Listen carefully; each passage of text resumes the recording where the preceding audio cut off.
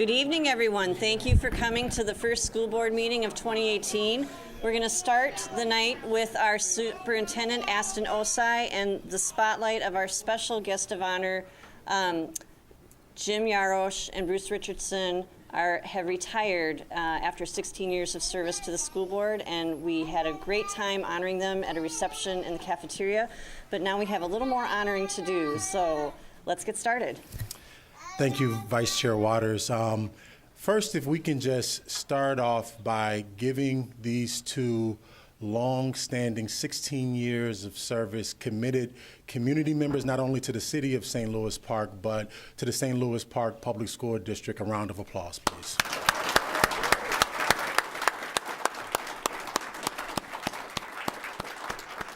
I am planning on being brief in my comments. While I have many positive things to share about both Jim and Bruce in a very short period of time that I've worked here, right? So think about it, I have many things positive to share, and I've only worked here for a short period of time, and that speaks to their leadership. But the plan for this portion of our agenda tonight is that I'm just gonna make a few remarks. Then I would like to invite Staff Sergeant Manley and Captain Beck from the U.S. Army, who would also like to acknowledge Jim and Bruce this evening, and then want to create some space for both Jim and Bruce to share with us this evening. So you all can arm wrestle who goes first. You can figure that piece out, but certainly want to create some space for you all just to have an opportunity to share. And I think the only way that I can sum this up is that both Jim and Bruce share similar qualities to the finest leaders I've ever had the opportunity to work with, right? So the finest leaders that I've ever had the opportunity to work with are committed to the community that they serve. They have high expectations. They care deeply about people and community. And in my interaction with both Jim and Bruce, I've experienced that. That has come out very clearly in my interactions and expectations that they and the board have set for me as the leader here in St. Louis Park Public Schools. I have a list of accomplishments, right, that both of them have been a part of helping the St. Louis Park Public Schools gain over the years. And I literally, I'll just kind of show you from back here. I have more that don't even fit, but just a few things since I've been here. Most recently, right, as we think about the $100.9 million bond referendum that they helped us move forward with the support of the community. The development of the 2015 through 2020 strategic plan that has been critical to helping us move our work forward here in this organization. They've been a part of several different superintendent searches, biased, but the most recent one of their best hires, right? But they've done that over the years. Just actively involved in a number of educational organizations, community organizations, just strong commitment to this community.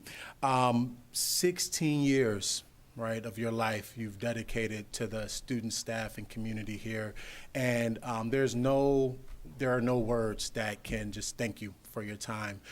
So I know that from the bottom of my heart, I appreciate both of you, and I look forward to continuing to work with you, because I know you won't be going far, right? You'll be here, and that your passion and love for the students and staff and community you're here won't go away. So at this time, I would like to invite both Staff Sergeant Manley and Captain Beck to come up to do a presentation.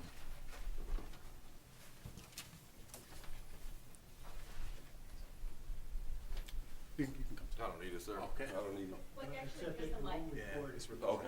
Sorry, you don't need it. Good evening, everyone. My name is Staff Sergeant Manley. I'm here with my company commander, Captain Beck. We represent the United States Army Recruiting Command. So basically, our job is to provide the young men and women of the area information on the career opportunities and benefits the Army has to offer. Our key role, though, is to be here to support the community members in any way we can. So we're here tonight to recognize Mr. Richardson and Mr. Yarosh for their 16 years of service to the parents, the faculty, and most importantly, the students of the St. Louis Park School District. Every day we speak with the young men and women of the community, and every day I'm blown away by the matureness and the interest that they have in their own futures. That's in no and no shortcoming to what you guys have done for the school district. So we just came to show our appreciation. And I'm going to read this out loud. It says, Mr. Jim Yarosh, and the other one says, Mr. Bruce Richardson, thank you for your 16 years of dedicated service to the St. Louis Park School District. We appreciate the leadership and vision you have provided the staff, parents, and students in the community. Best of luck in your future endeavors.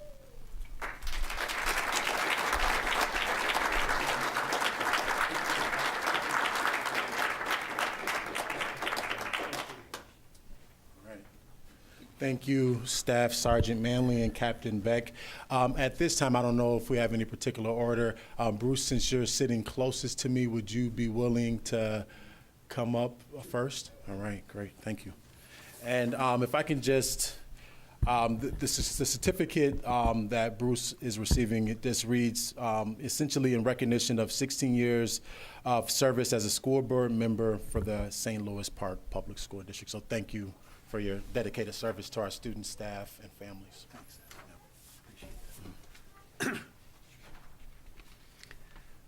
I made some notes because I didn't want to forget anybody. And I just want to say it has been an honor and a privilege to serve St. Louis Park, and especially working with all these dedicated people. And as I look around this room, there's an awful lot of them here. But you enter the lives of our children, and the teaching and the learning that goes on, what it does for them, it gives them that joy of learning. It gives them that love of learning and the growth that they experience in having that. And I just can't say enough about what our teachers, our staff, our parents, students, and businesses of this community and what you contribute. It really is great. My 16 years on the board have been amazing. But it can't happen without people like Cindy Bennett. And I start with the staff because Cindy has kept me on time. She comes over our house, she drops off stuff. I mean, she has really been a wonderful help to us. Then there are some other people who have helped. During the 16 years, we've created an IB program that is bar none. And one of the people I want to point out is Mia Waldera.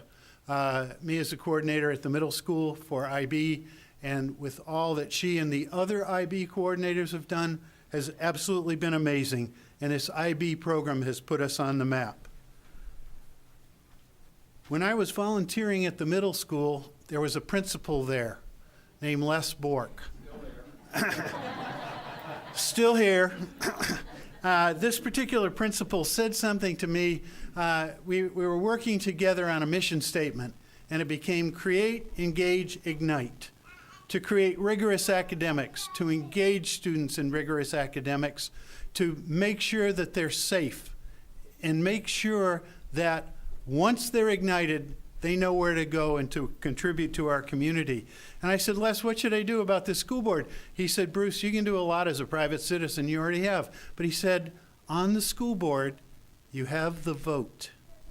And there are 2 new people coming on tonight, and now they have the vote. But part of what we did, Jim and I did over 16 years, was the vote that we had, it was really important to hire those superintendents. And people like Deborah Bowers, who couldn't be there tonight because she's in Malta, and of all places. And there are some other folks that have just done some things for us that have made things amazing. And I was with Rob Metz today because we're working on a project together. And as we're working on that, it just showed me things like the BAR program here in St. Louis Park. Building assets, reducing risk. That's powerful stuff, and we've done it together. Some other things, little bitty thing like the equity program here in St. Louis Park. People like Frida Bailey have made tremendous contributions to what we have done. And then our equity coaches like Sarah Reichert, just done wonderful things, and all of our equity coaches have done such a great job. I would mention a whole number of teachers, but I can't. When the kids come here, and the night when they mention, they bring an elementary teacher, they bring a middle school teacher, and they bring a high school teacher. That's one of my favorite nights because I love to hear about the teachers. But I'd have to mention just about all of them because they've done such good things in this district, and I'm proud of that.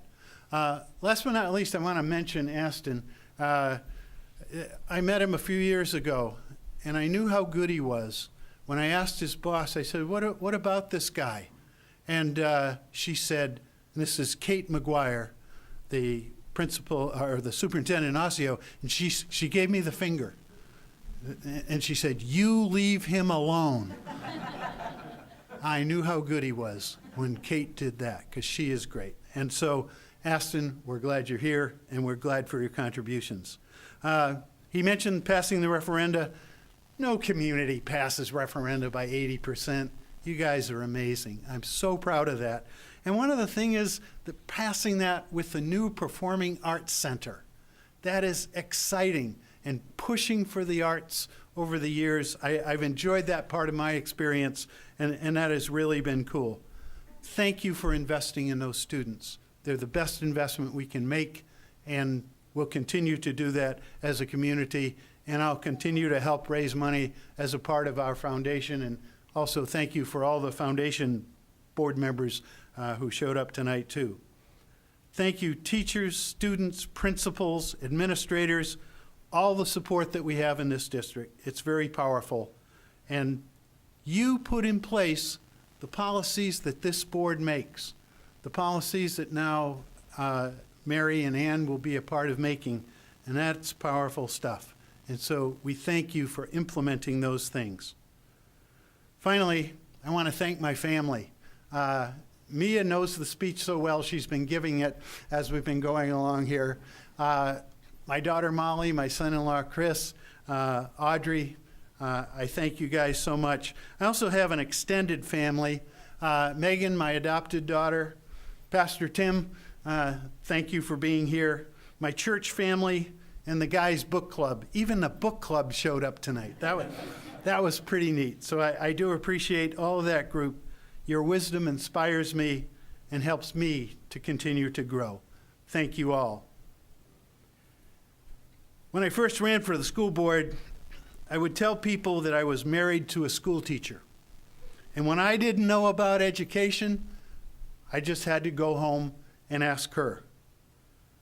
She's the reason I got elected 16 years ago. And she stuck with me for 43 years. So, thank you, Audrey. She's my best friend, and without her, I would not have made it, I would not have been elected, and quite frankly, I would have not survived. Thank you, dear. So, my thanks to all of you. As I say, you haven't heard the last of me. I will be hitting you all up for money, including my neighbors. Thanks, guys, for being here.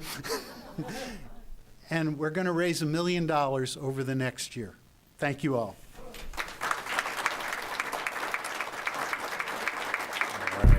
Thank you, Bruce. And I think one thing you said is absolutely true. Without Audrey, you wouldn't have made it. She told me tonight you wouldn't have made it here if it wasn't for her that you locked yourself out. So, yeah, absolutely. So thank you for everything. Next, I would like to welcome Jim to say a few words.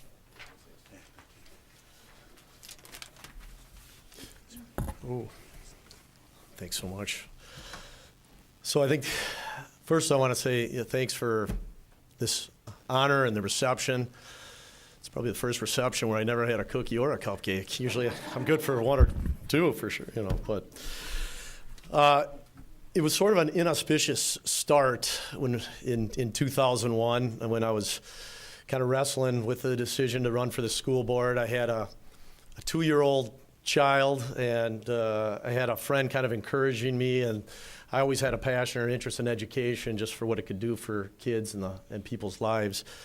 And it was really wrestling, well, you know, why now? And I talked to a board member who was going to retire, and she encouraged, said, things move slowly, so if you're going to do it, it's never too early. And so I decided there was only a couple candidates who had signed up to run, and I thought, well, you know, maybe I can do this. And so it was that fateful day. Again, I was a little bit younger, the 2-year-old child, a little bit more hair, not much more, but a little bit more. And I drove down to register to vote on September 11th, 2001 to find out that, well, there was not just 2 or 3 people running, there was like 9 people running for 3 spots. But I said, you know what, I committed, I'm gonna do this, and I'm gonna pay my $2 fee, and I'm gonna run a campaign in 8 weeks, and we'll see what happens. And then I get in my car, and then I thought I made a bad decision, because there was an omen, because that's when I heard about the terrorist attack on 9/11.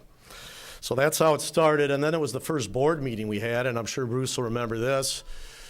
We had some issues kind of going on with our schools, with the Park Spanish immersion and the other elementaries that had been very contentious. And the first meeting, a committee that had formed had put together a 100-page report, which I spent the whole weekend before spending about at least 8 hours reading and pouring through the packet that night, and then going to the first board meeting, which lasted till midnight.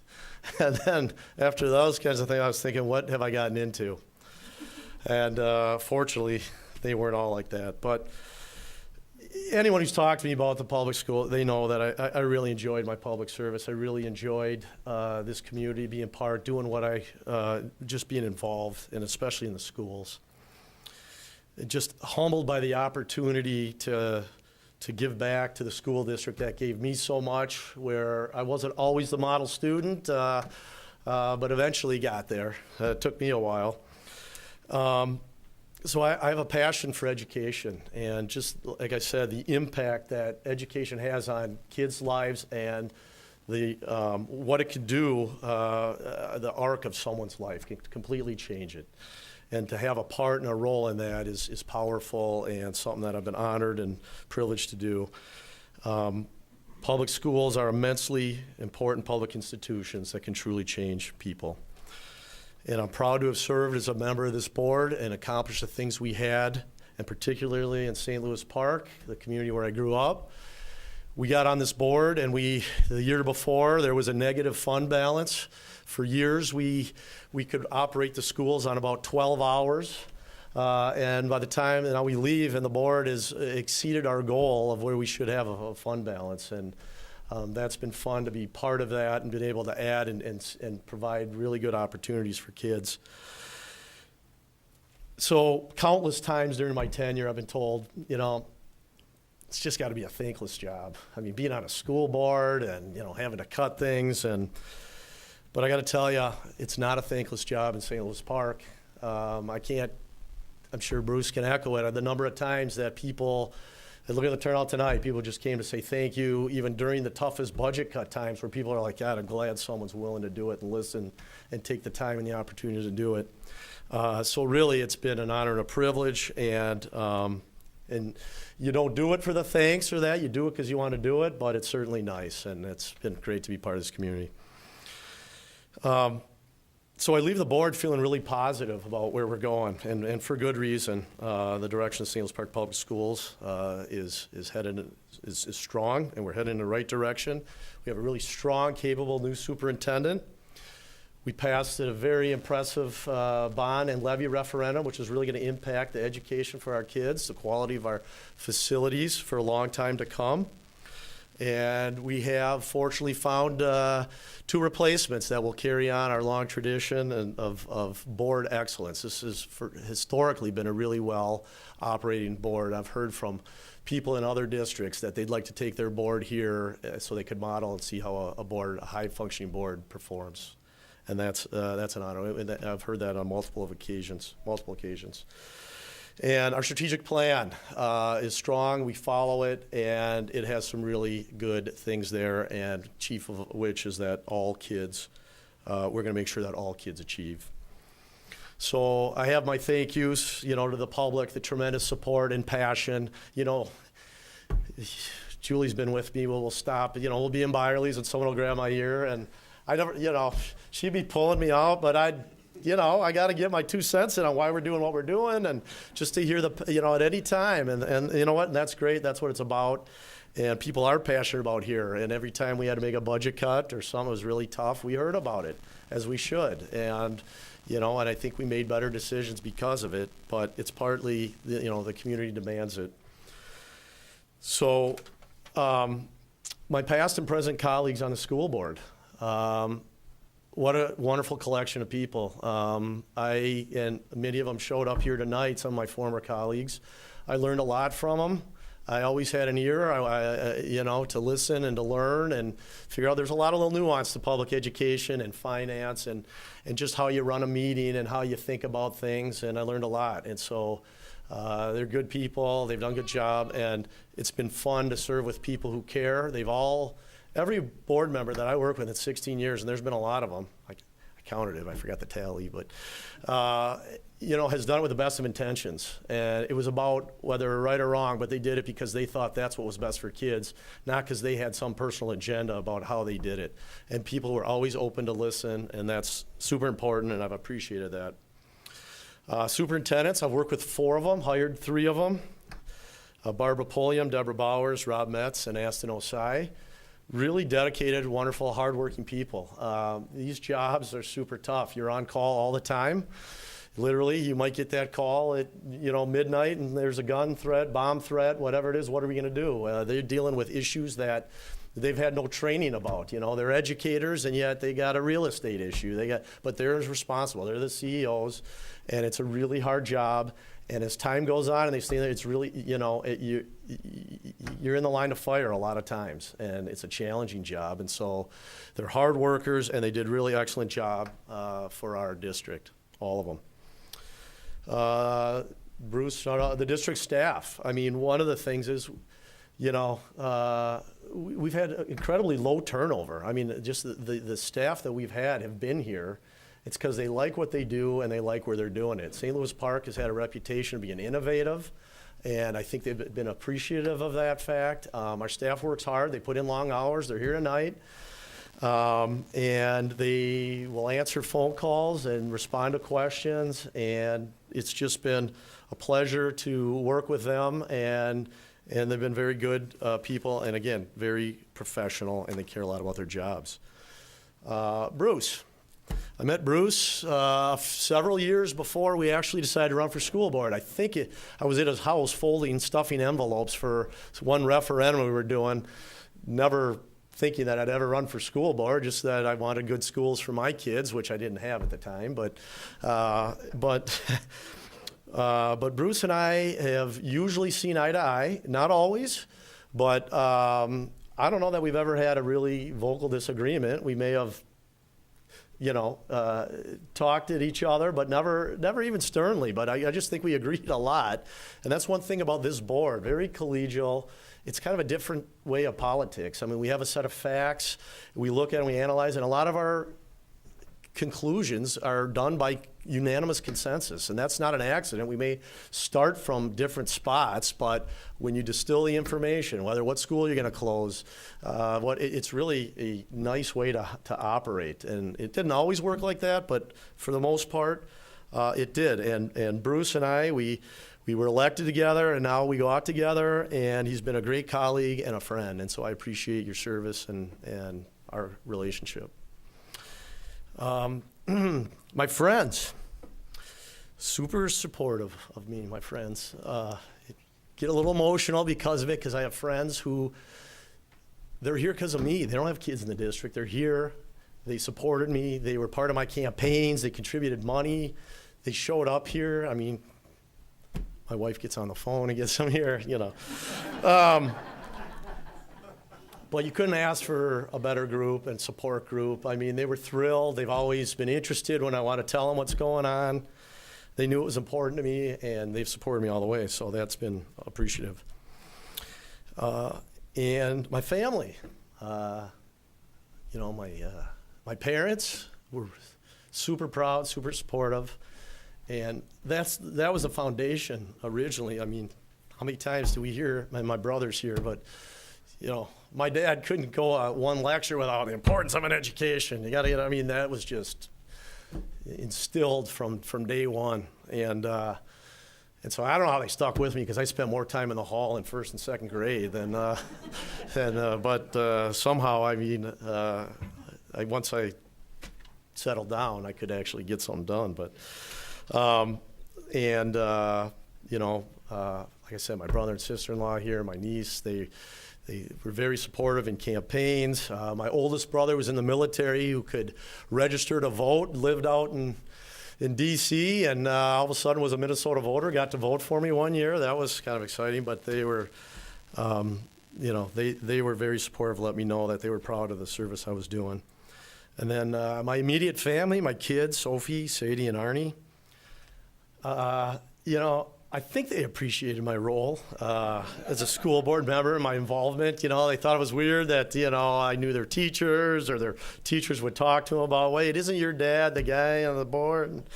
But they've really been supportive, been happy, wanted me to continue doing it. And you know what? They, I spent a lot of time here, and there were things that I had to miss, not much. And that goes to, because of Julie, always my biggest supporter. I wouldn't do this if it wasn't for her. She, hey, when you do something this long, you get a little passionate about it, and it's hard. But Julie encouraged me to run. In fact, she wanted me to continue, which left me questioning what was going on Monday nights when I wasn't at home. Because it's a good 3 hours, we had those meetings, but it's really meaningful when your spouse tells you, it's, I want you there because I got kids in the district and I think you do a good job. I mean, very, and what really made it special is she really made it possible because she made it so I really didn't have to give up things that I also wanted to do, like coach my kids. And so I could be here doing all this, and then I could be at a Gopher game on a Tuesday night and a basketball practice on a Wednesday night. And, maybe by Friday night I'd be home for a full night. And, it wasn't always easy. And sometimes there were texts at, a Gopher game about sick kid, crying kid, and hope you're enjoying yourself, and but I think we agree that it was worth it, and so thank you, because it would not have happened but for Julie. So with that, I really did enjoy my years of service. I love the things we got accomplished, and the time is right, and I will be around. I do still have a senior, a freshman, and a second grader. So you can take me off the board, but you can't take the St. Louis Park out of me, I guess. So, all right. Thanks, everyone. I appreciate it.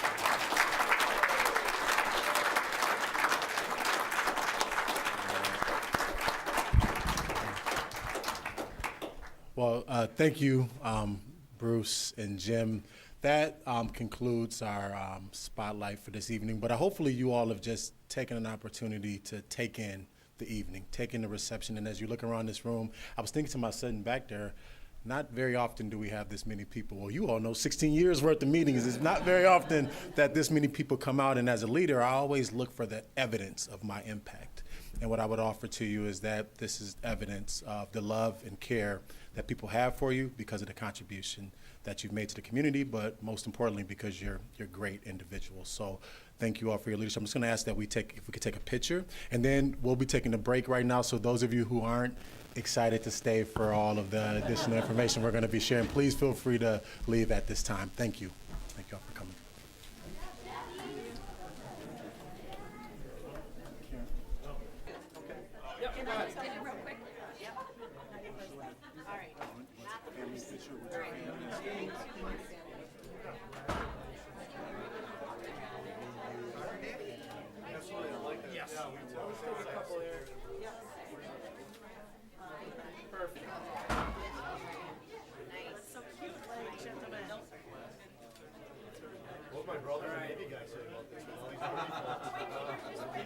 Will you guys step forward?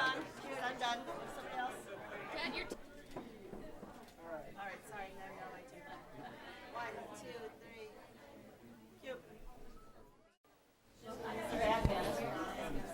3. We're going to call the meeting to order at 7:42, And next, we're going to head into the ceremonial swearing in of the new school board members. This will be taken care of for us by Nancy Gores. Thank you. That was exciting. It's a transition time. And we spoke at our last meeting about how much the board individually got to say how much we're going to miss Bruce and Jim. But, you know, life is about change, and we are now changing here. And we had an election in November, and the winners of that election, the new elected members of the school board, one returning member, are Ann Casey, Mary Tomback, and Karen Waters. I would like to invite all three of you to come on up and stand right here.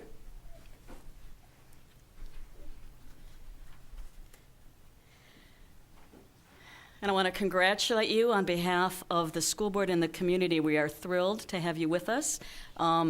Technically, they came on board as school board members on January 1st by statute and by other forms that they had filled out.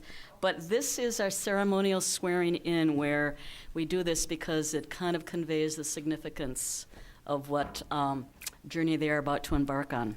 So I would ask each of you to raise your right hand and repeat after me. I swear and affirm that I will support the Constitution of the United States and of this state, and that I will discharge faithfully the duties of the office of school board member of Independent School District Number 283 to the best of my judgment and ability. Welcome and thank you.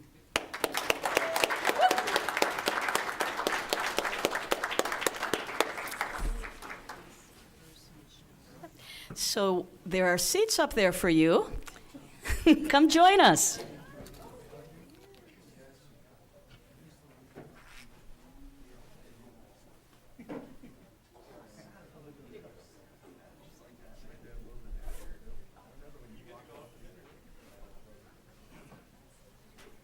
Thank you, Nancy. So this is our first meeting of the year, January 8th, 2018. It's the school board organizing meeting, and the next duty that we are going to undertake is the election of the 2018 school board officers, and I would like to call for the first nomination. I'd like to nominate Chairperson Karen Waters as chairperson.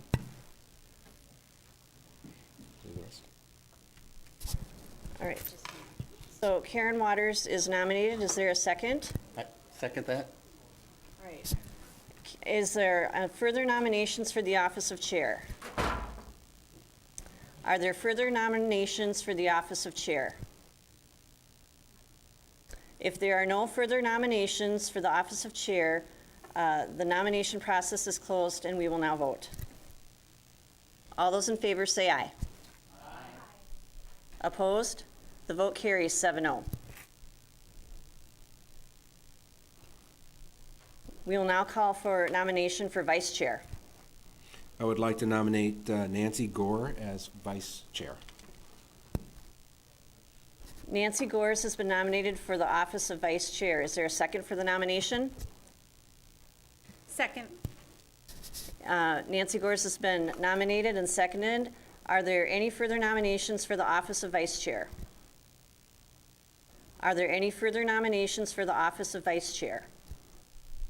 If there are no further nominations for the office of vice chair, the nominations are now closed and we will vote. All those in favor say aye. Aye. Opposed? The vote carries 7-0.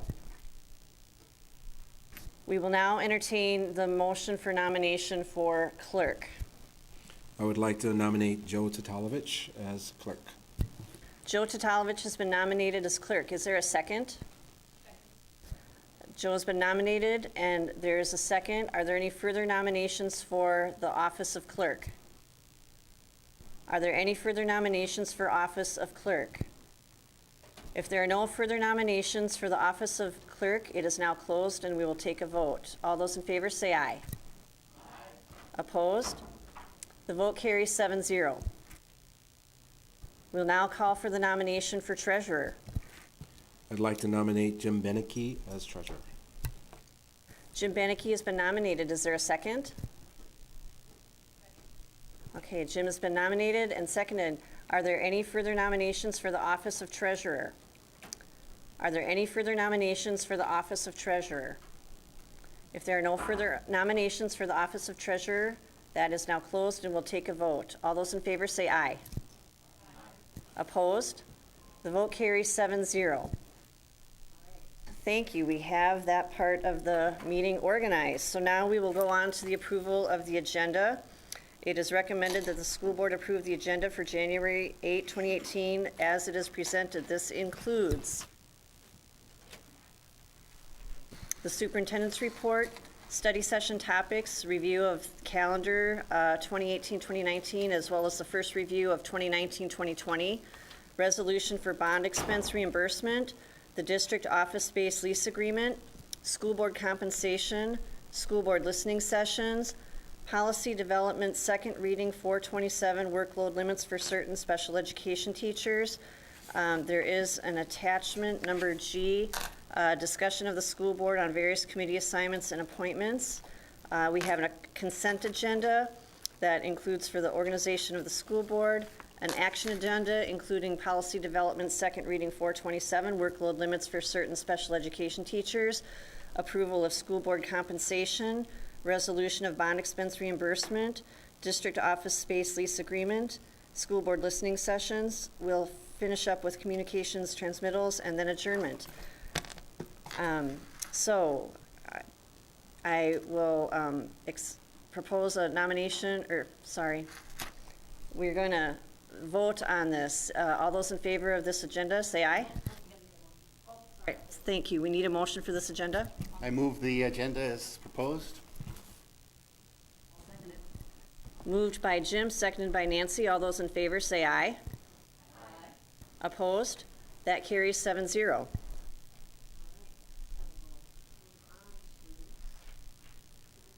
The superintendent's report. Thank you, Chair Waters and members of the board.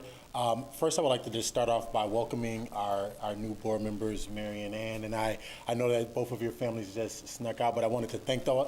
I see Ann's husband still here.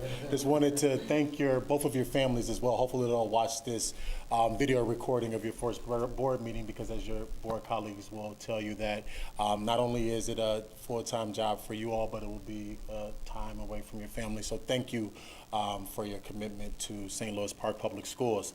For my report this evening, I would like to share a couple of informational items connected to our strategic plan.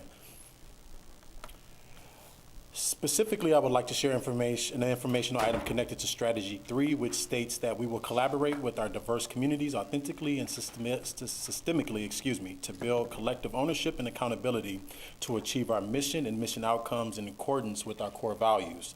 Prior to winter break, there were a number of staff members and students who donated their time, efforts, and financial resources to help others. One specific example of this type of community collaboration of our students and staff is the generosity demonstrated by our early childhood special education staff. Each year during the holiday season, ECSE staff collect donations and gifts to give to our community. This year, our ECSE staff collaborated with STEP to provide over 100 pounds of personal hygiene and other household items that were requested by STEP. This example just reinforces our core value that everyone has the capacity and responsibility to contribute to the well-being of others. Lastly, connected to Strategy 4, which states we will ensure our facilities are consistent with the needs of our learners and community, I want to just let you all know that we're making progress on the necessary action to begin our construction projects this summer. As stated earlier, once a month, both Tom and Sarah will provide a formal board presentation, and on the months in which they don't, I'll, through my superintendent's report, just highlight a couple of informational items. But I wanted to share with you this evening that Tom and his team have met with city and state officials to determine all regulatory requirements and submittals. So we're making progress on that front. We've scheduled over 300 meetings with stakeholders regarding designing spaces, and those 300 meetings are connected to the 40-plus projects that we have as a part of this $100.9 million bond referendum. And that really just highlights our intentionality in ensuring that we get perspective from our diverse stakeholders here in St. Louis Park. Lastly, I just wanted to share with you all that similar to what we did prior to November 7th, that Tom and I are back out, what we call as the road show, meeting with stakeholders at each site, and just really sharing around the construction projects and the process with them specifically, and taking time to answer questions that they have to make sure that all of our staff are informed about the progress that we're making. And this concludes my report for this evening. Thank you. Thank you, Superintendent Osai. Next up, we are going to have a review of the 2018-19 school calendar and the first review of the 2019-2020 calendar options. And Rick, you'll be speaking to that, please. Thank you. I was all excited that this was coming.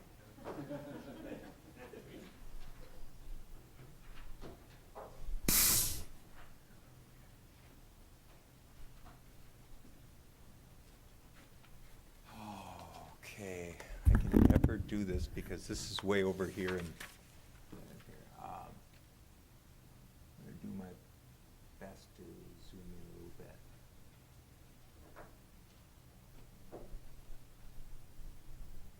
Okay, we'll try to keep it right there.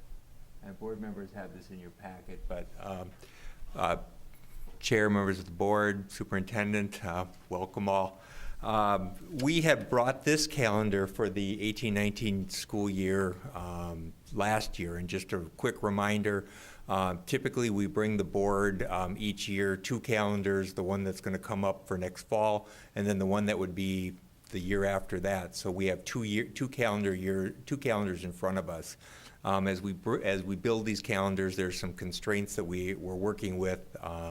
Number of teacher contract days, number of instructional days we desire, certain holidays, parameters around typically starting after Labor Day, typically, trying to end as soon as possible in June. We try to have the most contiguous weeks possible of instruction, and as we balance all these parameters out, we bring a calendar before the board. So last year we brought the calendar and the board approved it. And as we always tell the board, we bring it back in case things come up and we think of things and maybe we want to tweak what's coming up. There's 2 things that we may want the board to look at least present and discuss tonight, and then we'd bring it back if there were any changes at the second meeting in January or first meeting in February. The first of which, and I'll see if I can look at this here, is after the last election, last major election, in debriefing how that all went, the people who run the election at the city met with some school district officials and were talking about whether or not it would be possible, practical to not hold school on major election years, and they're looking at maybe next year being a large election year. If we brought a recommendation to the board about that, you'd look at November 6th, I believe. Yes, it's November 6th. The difficulty next year that we look at is if you see the Brown Day there, that would be on November 2nd, Friday. That is a grading and reporting day right at the end of the semester. So the semester ends on the 1st. There's a grading and reporting day on the 2nd. Students would come back to school on Monday the 5th, and then we'd be off again on the 6th. That would be difficult for parents and kind of an odd schedule for us. So if we were going to ask the board to try to entertain that, we may make some additional switches to move the end of the semester or the end of the quarter to that Friday the 2nd, have grading and reporting on the 5th, and then possibly move that PD day that's in March to the election day 6th. That's a lot of moving around, but it would be better than coming back on Monday and not holding school on the 6th. One of the concerns about that is I don't believe that there's many other school districts that are not having school just because it's the election day. Also in St. Louis Park, we have kids voting, and so if we have kids voting and then we don't have school on the election day, that kind of takes care of that as an event to use the two together. And then third, I don't know that it would always work because depending upon how the years fall, sometime that semester break actually falls farther back into October, so there'd be more separation, and then you would end up with that, if we tried to sustain that, you would end up with that odd Monday coming to school, Tuesday off. And so we're going to seek more information right now. While we were asked to look at this, we see it as something that would not maybe be in our best educational interest, but we want to work and partner with the city on how, if we do hold school, how can we make it a more positive experience for both the voters, the city, the students, because we're looking at safety of students and the ease of voters to access the polling places. So lots going on there. The one other thing about this calendar that in looking at it, we looked at that March date for the PD day, and if we were going to possibly entertain a change, and we don't do the election day change, we may ask the board to move that PD day from March to the last Friday in December. We think that moving the PD day earlier in the year, allows us to benefit from the PD that happens, longer than if it's in March. Then you just really are kind of right into the testing swing, and then April, May, and out. So we think it's better PD if we move it to December, and I don't know why we didn't think of that earlier. So that's a relook at the 18-19 school year. Any questions? Nancy? Yeah, Rick, just a couple of questions, thoughts. In terms of the November switch, I would be interested in your checking and hearing what our principals have to say about the educational pros and cons of not having school on election day. I like the civic lesson that it teaches. Do they feel that our kids are safe with lots of folks coming into the building? Do they have other thoughts? One other thought as I looked at the calendar, if we were to make that change, is couldn't we, one thought is to just move those 2 dates that are in the beginning of November to the 5th and the 6th, and the quarter on the 5th, and have the grading day on the 6th. It just struck me looking at the calendar without thinking about all the things you've considered, so I'll just throw that out to you. My question on moving the professional development day is, where do we get our best bang for our buck for our professional development? And that's the question I would want to know. I have some personal doubts, but I don't have any facts to back it up, about moving it to December 21st, which is just before the holidays start, which is when people, I don't know about anybody else, but I'm not in a work mode the day before the holidays are going to start and the day before I'm going on a break. Yeah, so clarification there, it wasn't the 21st, it was the first, it's the first Friday, so that would be December 7th. You got my concern, and you've already answered it. Yep. I saw one other question. Yeah, that was my question, is where are you going to move it into December? December 7th would be the better place. Same concern. If you have it the week before a holiday, low. So. Other questions? Joe? Just a comment or feedback. I know we've approved this, and I know there are some families, I'm not judging them, that plan their vacations more than a year ahead of time, so I'm not going to go there. But I have gotten some feedback now that we are just the first day back from winter break, that this was a very long winter break. And when you have the second fall in the middle of the week, like we do in this 18-19 calendar, it may, we may have quite a bit of our community wanting us to bring the kids back to school on the 2nd or the 3rd, get a few of those days in, and still have a break that's, what is that, over 10 days long. So I would imagine there are people who have already planned their vacations for this year, but just as some feedback that I've been getting recently, that this was felt like a long break. Maybe it was because of the cold and the kids couldn't go outside. I think that's really, in all seriousness, part of it is that the kids couldn't get outside for part of this break. But, you know, it doesn't fall quite as neatly in the 1920 calendar. The 2nd falls on a Thursday, Friday, so that might be difficult to bring them back there. But just some feedback for you from what I've been hearing after this long break. So, Anyone else? Thank you so much, Okay. Rick. So if we take a quick look at and we're going to look at 2 drafts here that we would ultimately bring one recommendation back to the board. And this calendar option that we have labeled as option A has the same basic outline as the 18-19 calendar that we just talked about. You'll see that this one does move that PD date to that first Friday in December, so it's December 6th. All of the other things work out as close structurally as we can to what the 18-19 calendar would be. So this is what we would consider to be a rollover calendar.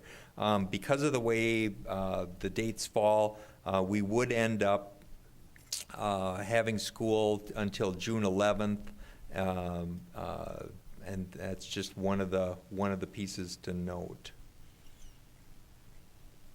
On this calendar, it's... I'm sorry, yeah, no, I'm sorry, on the one I'm looking at next. So this one, that's why I'm, because I can't hardly see it from here and speak to the mic. So yeah, so this would be a calendar that ends nicely for students on June 5th. And staff then would have one day, unfortunately, that rolls over onto the Monday for cleanup, grading, reporting, closing down the classrooms for summer.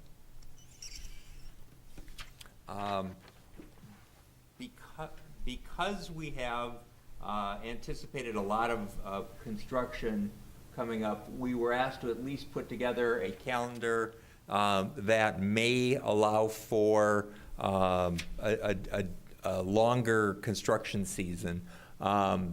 There's a number of logistical challenges to this calendar, but what this calendar does is start school because of the way the Labor Day falls. It falls on, and I'm going to see if I can get that right, September 2nd. So it's one of the earliest times that Labor Day happens, and we're looking at what would happen if we started after the Monday after Labor Day, so on the 9th.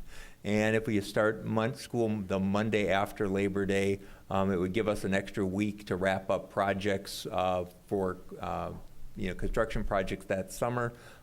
We would have teachers back the week before that for opening workshop for 5 days. There's a number of challenges in this. We would also end up in this calendar. This is where we would end up going later into June to the 11th. So while we do that year, then that means we probably then scrunch the next year's summer where we will still have construction. So we're looking at this, but there's some challenges with the option B. Questions? I guess the question you'll have to think about is, in which of those 2 summers do we have the kind of construction that impacts our schools more than other? I mean, does it make a difference? depending on what that construction timeline looks like, and I don't remember the timeline. I'm not asking you right You're now. right, I'm just and we- saying that's the variable I hear. Thanks, and we are, and that's what we're working with Mr. Bravo, the construction timeline, the principals. In this year, this would be the year where hopefully everything would be done, and PSI would be ready to move over to its new home at the current Cedar Manor site. That would be, ready for them then, and that would give us one more week to button things up for that. But you know how that is, that's always last minute in buttoning, and as Mr. Bravo said, we still will be if it's that week or the week after, so. Other questions? Thank you so much, Rick. Thank you. There's no action tonight. We'll just be bringing these back after we get more input, and then we'll bring those for action like I said, either the last meeting in January or one of the early meetings in February. Are you going to bring this to the DPAC and Yes. PTO parents? Yeah, Thank we'll you. back to some of our employee groups. We've been meeting and discussing with our employee groups, and then we'll also get it on the next DPAC meeting.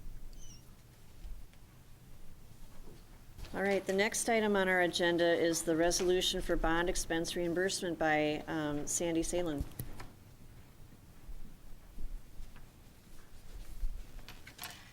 Yes, the board has before them a resolution that establishes procedures for reimbursement of expenditures prior to bond proceeds.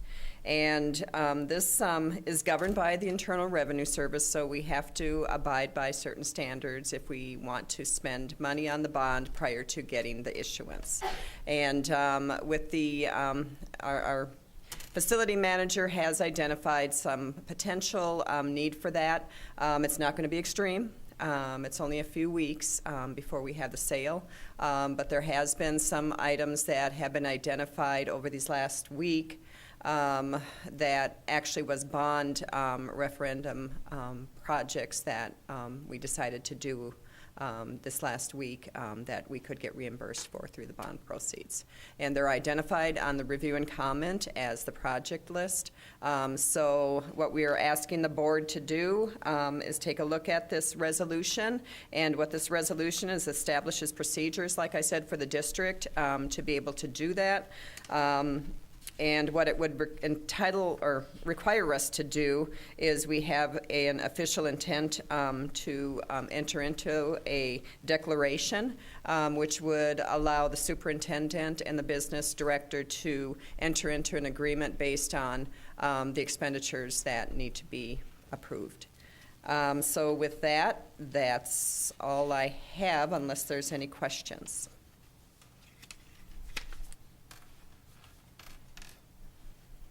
Any questions? All right. Thank you, Sandy. Now we're going to move on to the district office lease space agreement, and you will present that as well. That's correct. The board has a lease agreement. Superintendent Osai gave you a copy of a revised one with some highlighted items. We've gotten some great input from administration as well as the expertise from the board in getting the language a little bit better than what it was originally. And there's just a few changes on the document that you received. And unless there's any questions on that, I won't go through that other than having you read through it.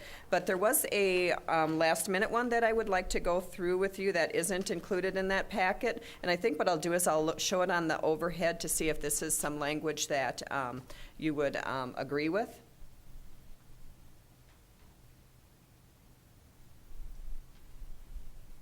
And it has to do with the operational expenses. There was some discussion as far as the start date versus the, I don't know what it was, immediate date or whatever it was. But we're going to change the language in 1.19 as saying the start date, and putting some language at the end saying tenant will not be responsible for operational expenses until February 1st of 2018. And this has not been vetted with the owners at this point, but what we can do is we can have the board approve it if this is the language that you would like, and then we can bring it to the owners for their approval after that point.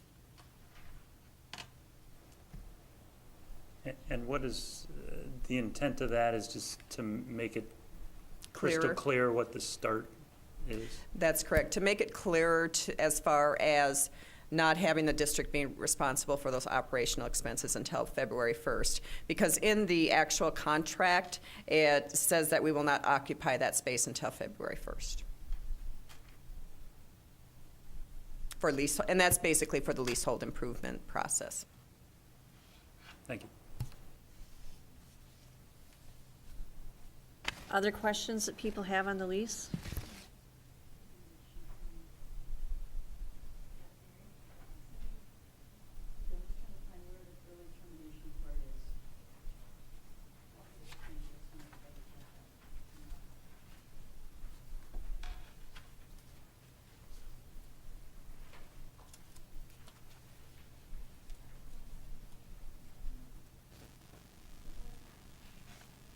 Is that on 17.3? No, it was 11.1, that my copy here wasn't red highlighted, so I was having trouble finding it. But that's Oh. the one where we did the changes. I like the changes that have been made there to make it real clear when we get Oh, our as far as the early- date, sorry, the that date, wasn't the highlighted. timing of our notice Yes. and how clear that's going to be, because we want to not have any misunderstanding Absolutely. about giving our early notice. I did look, if you can look at 8.3.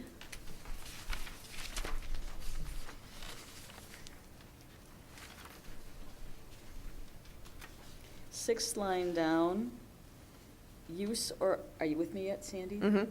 Use or occupancy of the property, comma, the or the building by tenant. There's something missing there, because that doesn't make any sense. Do you see where I'm pointing you to? Yeah, I think the wording is a little bit, the or the building. By tenant? Mhm. It looks to me, it reads to me like some phrase or something got left out of that. I'm wondering if, I think there's just the, that's might be, yeah. read use or occupancy of the property or the building by tenant. Okay, so let's make that change and if we're wrong, we'll have to- Yeah. Contingent that on should that be- also being yeah. approved? Okay.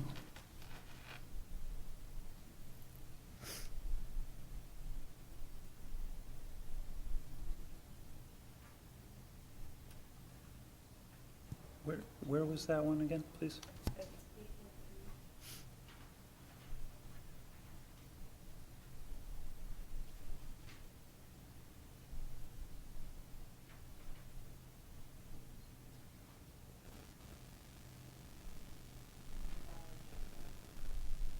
Thank you, thank you.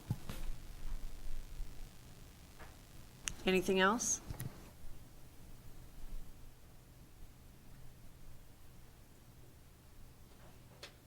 All right, thank you, Sandy. So this is coming up on the next part of our The agenda, but we will have a comment related to, it's contingent upon these additional changes that we want incorporated as part of the record. All right. Nancy? Yeah, and I think I hear what you're saying is you don't anticipate these changes being any problem with the I landlord? don't anticipate, based on the negotiations that have happened so far. I think it's just, the intent was there, it's just the language just needs to be a little bit more. What I just clear. want to say is if for some unforeseen reason there is a problem and then we are on a time crunch, we can always have a special meeting on 3 days' notice, so don't be afraid to ask for Okay, that. thank you. Thank you, Nancy. That's really helpful. Thank you. The next item on our agenda is school board compensation. This is something that we talked about extensively a few years ago. Right now, as it stands, the fees are for a director, it's $4,500, treasurer, $4,500, clerk, $4,800, chair, $5,100. If we have additional meetings that are special, that are not already scheduled, that's a $55 additional amount that is presented to us. So we're not making tons of money per hour with our service to the school board, but it is something important to talk about and agree to. Thank you. Any questions on that? Nancy? Yeah, and that's the yearly compensation, just to be clear for our at-home viewers. I think I calculated my hourly was about $5.72 an hour last year. Yeah. If there's no further questions, we will move on to the school board listening sessions. So each year in our community, we go out and listen. We have 2 board members who are in a spot at a certain day, certain time, just to listen to what people have to say. We have some time frames and locations proposed, and my hope is that we can narrow down some of these things and get them on the calendar. The first one that Cindy has looked for us in terms of space availability on January 22nd, February 1st, or February 6th, between 7 and 8:30 at Lennox in room 115, which is the craft room. So of those 3 dates for that first listening session, what might or might not work with people's schedules? Anne? January 22nd is a Monday. There's a meeting that night. Okay, that is going to get crossed off the list. All right, so February 1st and February 2nd.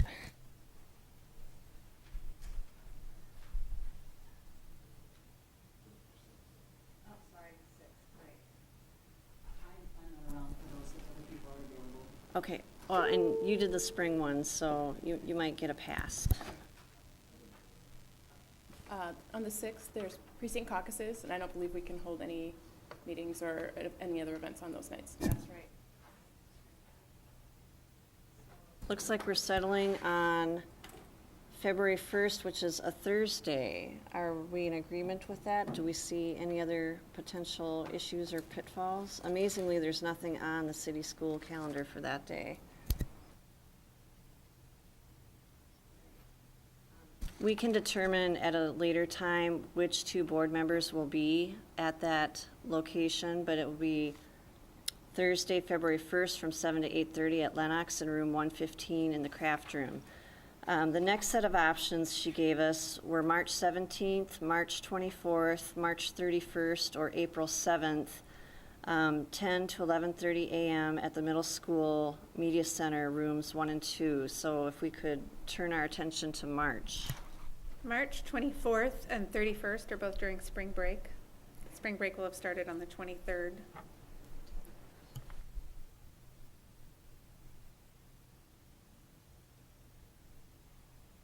March 17th is St. Patrick's Day, and amazingly, nothing is scheduled on the city school district calendar.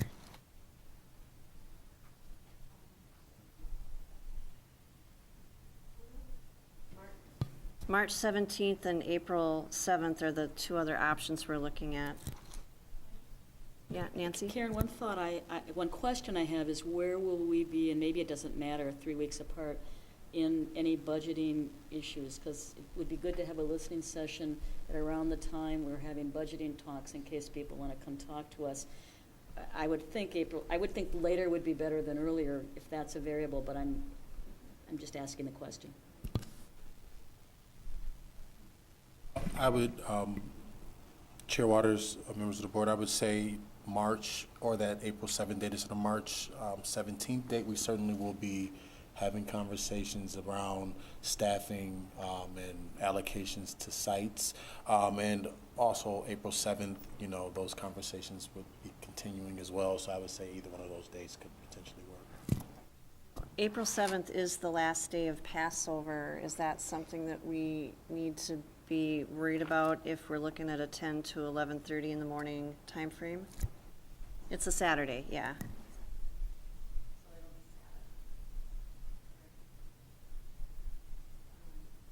So we're landing on March 17th then for this option, and it's not unusual where we could, if necessary, add an additional meeting later on. All right, so we'll go ahead and settle on the 17th from 10 to 11:30 at the middle school and media center 1 and 2. The last option that Cindy gave us to look at was May 24th from 6 to 7 p.m. at PSI. And once again, there's nothing on the city school district calendar. She must have did that by design. So May 24th, 6 to 7 p.m. at PSI. Any questions? Yes, Nancy.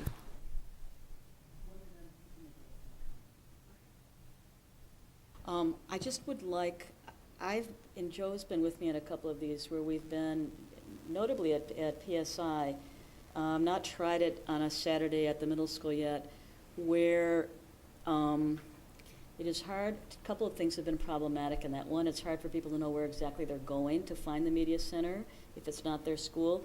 And two, we've had real problems getting in and having access with, both times we've been there in 2 years, finding a number to call a custodian to get access, to get in. Very frustrating on both of those instances. And so if we pick these dates and these locations, I'm going to ask that we get phone numbers on who to call and some signage, and we really make sure that this is going to work for our community, because it's just not been good a couple of times. And we've, yeah. We'll go ahead and put that one on the schedule as well, May 24th from 6 to 7 p.m. at PSI.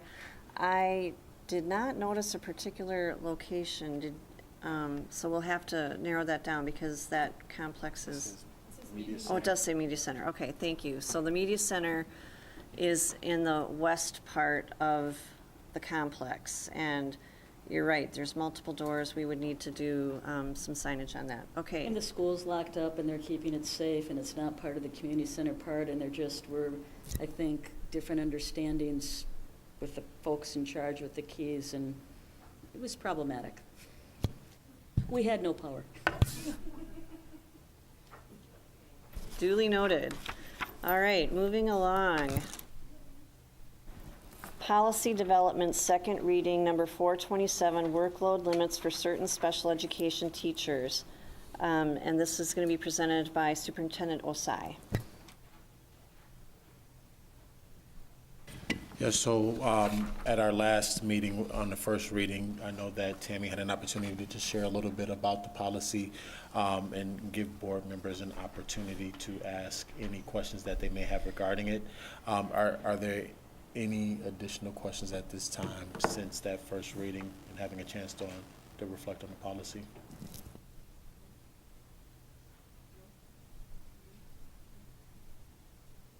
Thank you very much.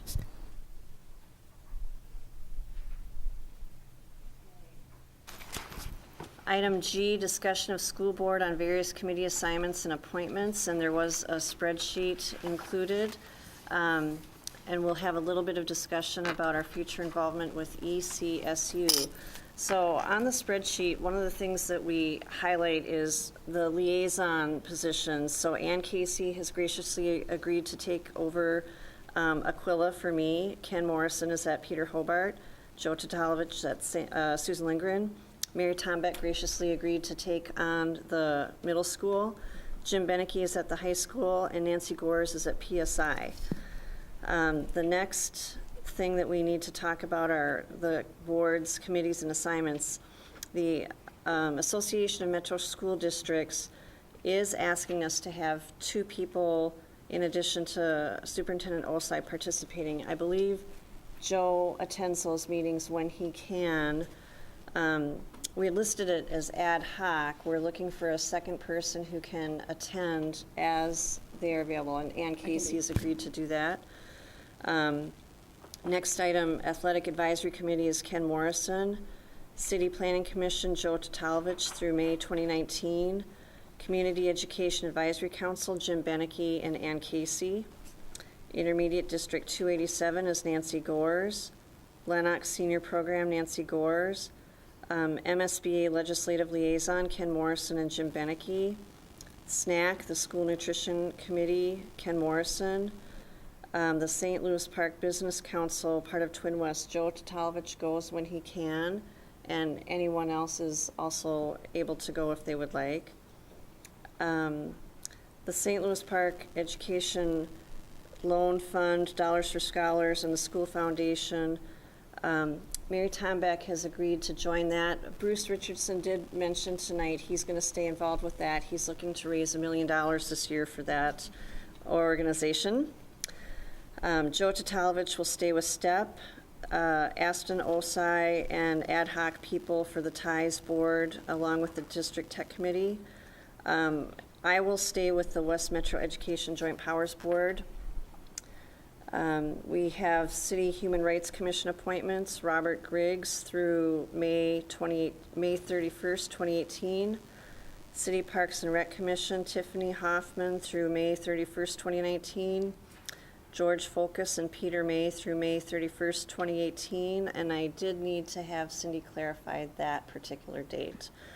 And then the Telecom Advisory Commission. Here in the audience, Rolf Peterson, former board member and dedicated public servant and community member. You signed on for May 31st, 2019. Very good, thank you. The other thing Nancy Gores has agreed to continue to serve on is the Central Clinic Advisory Committee. She had been getting emails, but I believe you were at one of their last events just recently. So that's an important community collaboration and partnership for our students and families. The Financial Advisory Committee is going to be served by Joe Tatalovich and Ken Morrison. Mary Tombeck is going to start going to DPAC meetings. Ann, are you going to continue to go to DPAC? When I can. Okay, excellent. Ann Casey and Karen Waters are continuing to serve the Strategic Plan Core Team. Jim Beneke and Ken Morrison serve the Strategic Plan Action Team. And after we have our joint meeting with the city, we will most likely have a subcommittee meeting on a regular basis with our council counterparts. And Jim Beneke, Ken Morrison, and Mary Tombeck have expressed an interest in doing that. Anything else we should get on this list? Because it's a big list with a lot of detail, and I'm not sure that I got it all.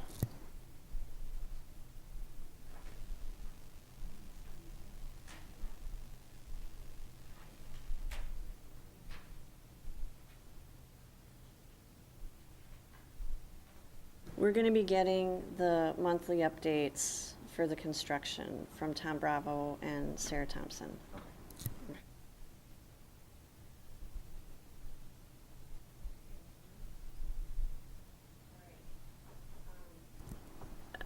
Superintendent Osai, can you speak a little bit to the ECSU question, please? Thank you. There was a request from Metro EXU, which is an organization that we have a relationship currently, asking for board representation. I think because of what our plans moving forward in relationship with this organization are, that at this point, if we were to have a board representative, it would potentially only be for the remainder of this school year. I don't currently have any intention on continuing that relationship with the organization. I do know that we've had a relationship with the organization for a number of years. I know Carrie can certainly speak to how we utilize the organization, but as we are going through this process of taking a deep dive and evaluating all of the different memberships and organizations that we're a part of, we really want to make sure that we are aligning our resources to organizations that we're leveraging at a high level, so that we are being fiscally responsible with our resources. Carrie, I don't know if you want to add anything around the use of Metro EXU services and programs. I do know that, if I'm not mistaken, they're out in the East Metro. Many of their professional developments products are a little bit further away from us. I don't know how that impacts our staff from participating or not. Madam Chair, members of the board, Superintendent Osai, we do participate mostly in opportunities through Metro EXO that are available for professional development. We don't do a lot of other sharing with them at this point. They have offered other services to us in the past that we no longer take advantage of. We probably participate in professional development opportunities with them 10 times a year or less at this point, and they're very specialized training that are not offered anywhere else. One thing that we are partnering with them this year is providing training for our special education teachers and our reading intervention teachers in partnership in a specialized reading curriculum. And that's something we wouldn't be able to do without their support, but that's not something we need to be a member of their organization to do.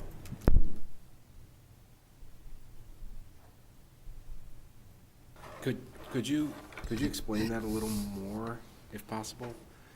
We don't have to be a member of the organization to participate in these 10 development programs?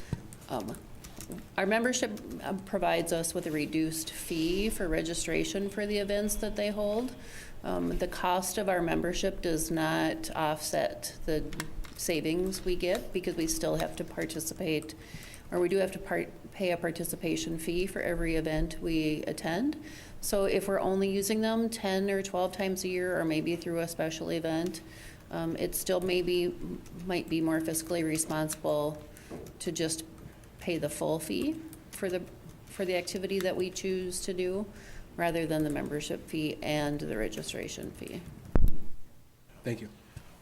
The purpose for the discussion is that I'm in a process of seeking more information. I've directly reached out to the leadership, making a request that we do not have board representation this year because of our intent to no longer participate, and I'm just waiting to hear back if they require us as a member to have board representation. So if that is a requirement, I know Karen has mentioned that she would be willing to serve in that role for the remainder of the year.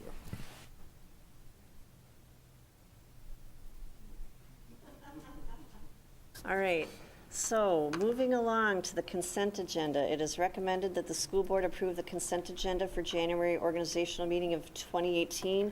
That includes a resolution designation Aston Osai Superintendent of Schools as the district's responsible authority for 2018 to 19 as presented.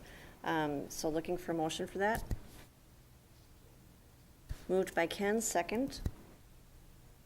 Second by Mary Tombeck. All those in favor say aye. Aye. Opposed? That carries 7-0.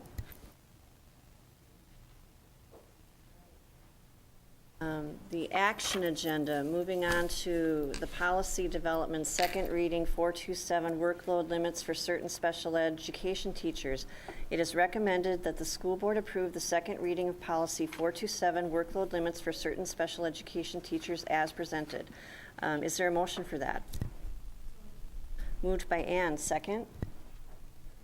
Second by Ken. Any discussion? All those in favor say aye. Opposed? That vote carries 7-0. Approval of the school board compensation for 2018. It is recommended that the school board approve the recommended 2018 school board salaries as presented. Is there a motion? I would move the same salaries that we had last year, the coming year. Second. Moved by Nancy, seconded by Joe. Any further discussion? All those in favor say aye. Aye. Opposed? That carries 7-0. The next item is the resolution for the bond expense reimbursement. This will be a roll call vote, and our new clerk will call that. It is recommended that the school board approve the resolution for bond expense reimbursement as presented.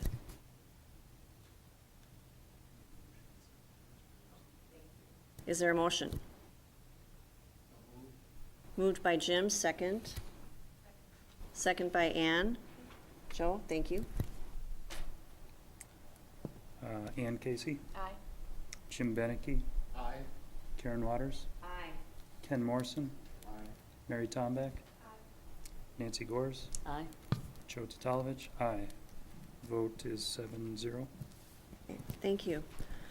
The next item is the district office space lease agreement.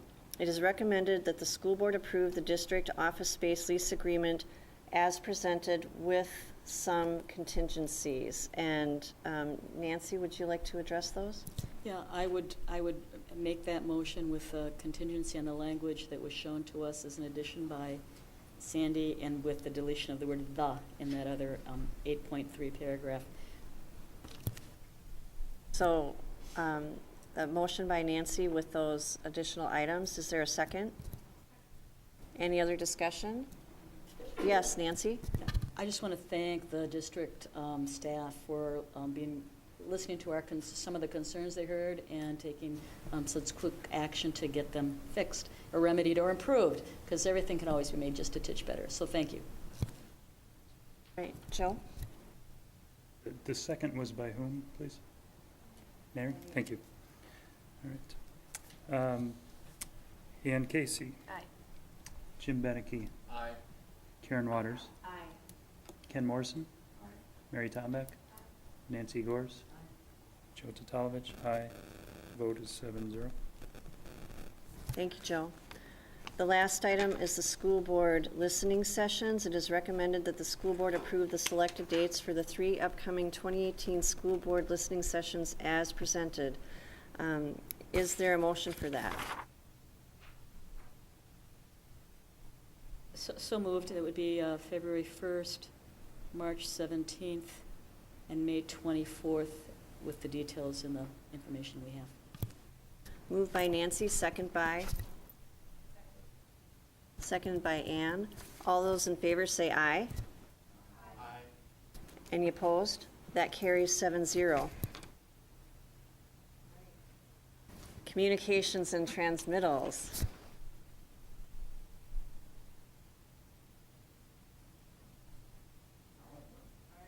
Ken. Okay. So there is an opportunity for our middle school to go to California and participate in the barbershop quartet. That happens in 10 days. They'll leave to go there, and all are very excited. I had a meeting tonight. I couldn't attend to it. My daughter's going, but I couldn't attend it because it was at 7 o'clock. But they are excited.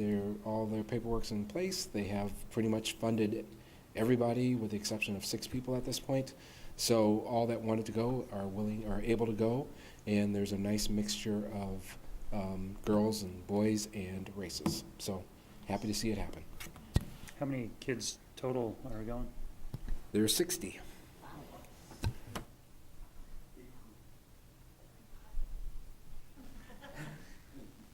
So Ken, if there's ever a chance to go hear this group of 60 sing, let us know.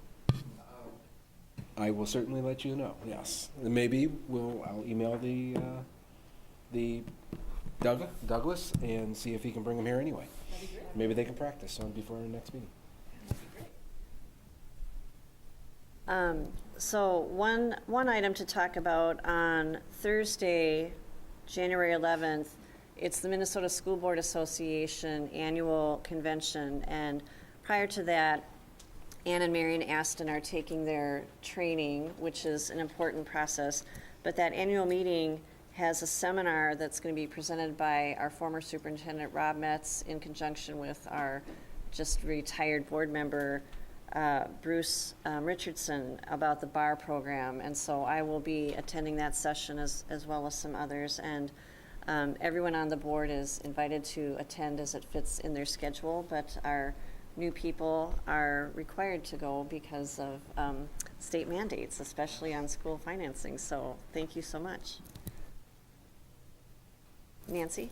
Yeah, you reminded me, also on January 11th, starting at 5 with a program at 6, the City Council is honoring Sue Sanger, who is retiring after years and years and years of service. So I have a conflict, wish I could be there, but I know that they're going to send her out in style just like we did, Bruce and Jim. I believe that's at the rec center. Yeah, thank you. Well, with no further discussion, we call for no, not this time.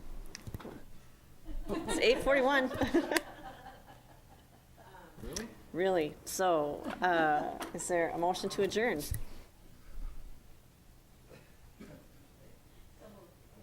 Moved by Nancy, second by? Second by Ann. Any discussion about adjourning? Development asset number 41, brevity. Yes, that's true. All those in favor say aye. We are adjourned at 8:41 p.m. Thank you, everyone.